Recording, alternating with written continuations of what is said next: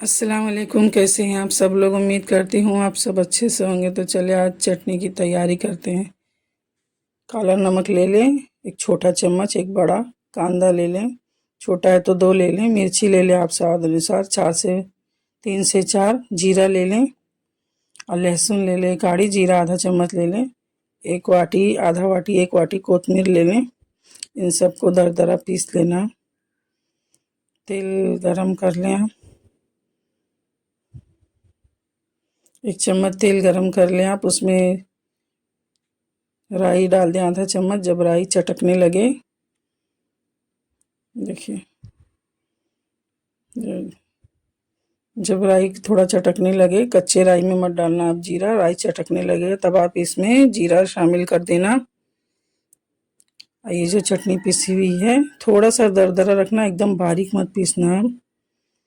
तो ये चटनी शामिल कर दें। आप वैसे ही कच्चे भी खा सकती हैं, बहुत बेहतरीन लग रही थी चटनी। इसे कच्चे पीस के आप चख के देखना, कच्चे भी आप खा सकती हैं।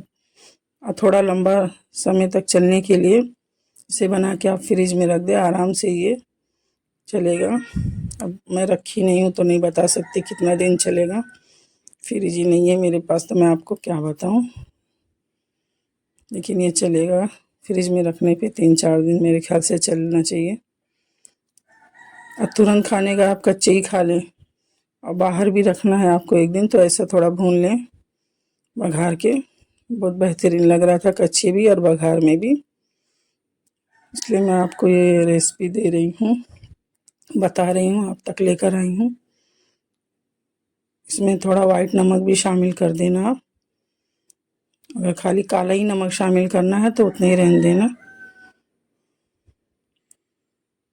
स्वाद अनुसार तीखा नमक दोनों डाल देना आप, चटनी के हिसाब से तैयार है ये आसान सी चटनी। आप इसे भेलपूरी, सेव पे, समोसा, वड़े पे, किस पे भी खाइए, बहुत बेहतरीन स्वाद आता है उभर के। तो चलिए बनाए खाएं, दुआओं में याद करिए।